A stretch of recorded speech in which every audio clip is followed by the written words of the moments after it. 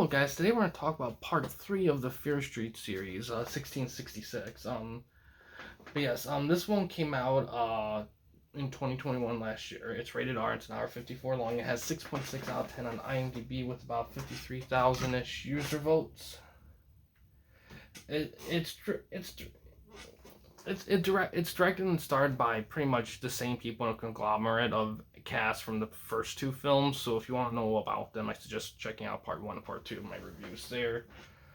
On Rotten Tomatoes, it got 89% by critics with 99 critics, and 76% by audience with 1,000-ish audience people. The critics' consensus is Fear Street Part 3, 1666 sends the slasher series back in time for a trilogy, concluding someone that caps things off on a screaming high note. Audience says the ending might be a little bit of a letdown, but overall Fear Street Part 3 wraps up the saga in a generally satisfying way. It's only available to stream on Netflix, of course, because it's a Netflix exclusive thing, and also like the other two, they're not going to release it on DVD because it's always going to be on Netflix, really. I loved Part 3. You see, I'm kind of between Part 2 and Part 3 as the best. I feel like I think Part 2 definitely has a tragic note in it that really gives it a really... Because here's the thing, lots of horror movies end with, like, decent characters getting killed. It's common, but I think what made that one different was the connection. You know? And to be honest, they just did a good job of, like, developing the characters enough in one go where you do feel bad at the end of it. And it feels heartbreaking. And epic. This one still captures the epicness. Now, this one goes full on to the lore of the whole thing. We find out everything in this movie. So it's going to be tough for me to really talk about this one without giving away spoilers. I mean, if you already watched the first two, even this one has spoilers in it. So it's going to be hard for me to say. I will say that in terms of they finding a bit of a letdown, I don't know how it would be a letdown. Maybe I have to watch it again, but I did not feel that way at all about it. I think it delivered in every way possible, and I don't really feel like it left any kind of sour taste or anything. It's kind of weird. I don't know why the audience felt that way about it. But based on, let me see here. I'm going to do a little number comparison for shits and giggles.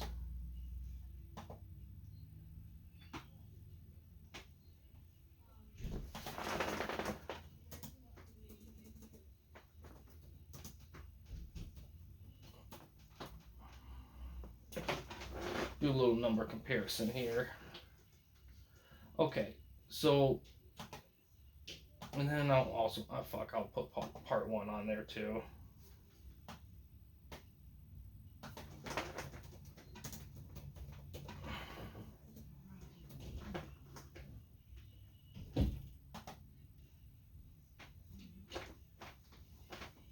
Alright, so here's the differences on Rotten Tomatoes. I'm using Rotten Tomatoes because I think their numbers are a bit more established than IMDb's. Critics for the first one was 83. Critics for part 2 was 87. And critics for the third one was 89. So critics thought the third one was the best one. Now audiences, they gave the first one a 62, the lowest. Then in part 2 they gave it an 80. And then for part 3 they gave it a 76. So audiences thought part 2 was the best, while critics thought part 3 was the best. And most people concluded that part 1 was kind of the weakest. So it was kind of titter-tatter. Now, to be honest, I kind of agree with critics a little bit, because I feel like part 3, because part 2 was very well done, but it was a specific story category in the series. But I think it's something people want to see. I think people legit want to see, are very hungry for it. I feel this a lot of days with horror fans. Like, everyone's hungry for an anthology show again, a really, really solid, big budget anthology show, horror anthology show. And Fear Street could do it. They could. But I think that part 2 kind of proved it a little bit that they could. And some of these villains they showcase throughout this series are really interesting. And even though it gets to a point where we do know some of them probably tit for tat, it still would have been cool to see like how it all went down. The only reason I can think people prefer part two over part three would just be because of the fact that it was kind of anthology-ish format. I think that's the only thing people would like, but I I still think part three is fantastic. Like this whole series in a nutshell is great, and I and there is part three does end on a little there is a chance that there's going to be more of these. I hope there is. This was such a special event, just three films within a short period of time.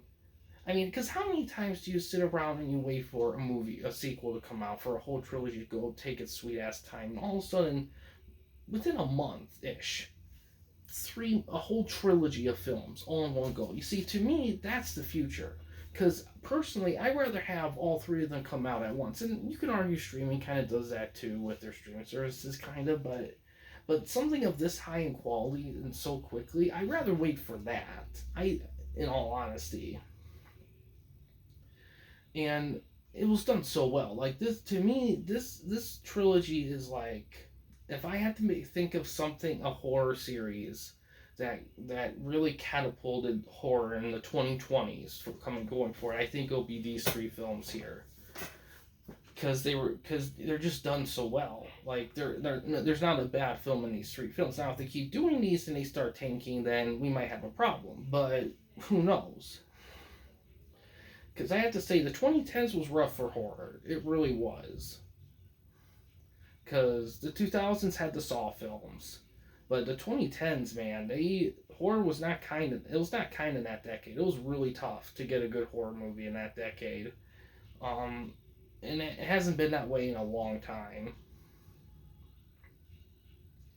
But if ever, I mean, there was good horror films in 2010s, but that could be a whole nother video.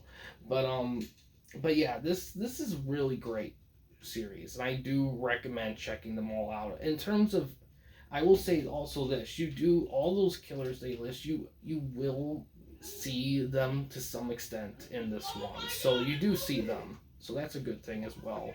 I think the only thing to keep in mind with this one as well is, I don't know.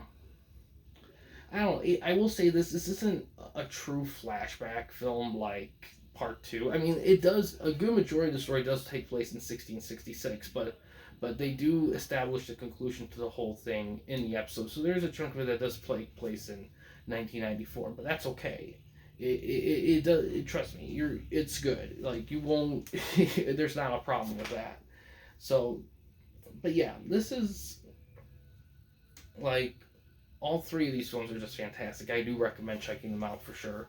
But yeah, guys, thanks for watching. In case you want to chat with anyone at the Campy Company and you don't want to use the YouTube comment section, we do have a couple options. The first one is we have a Discord channel. You can find a link to that in the About page / About section of our channel. We also have a community tab on our channel as well. You can access that anywhere at any time. Yeah, guys, thanks for watching. Please subscribe and like the videos, and have a good day.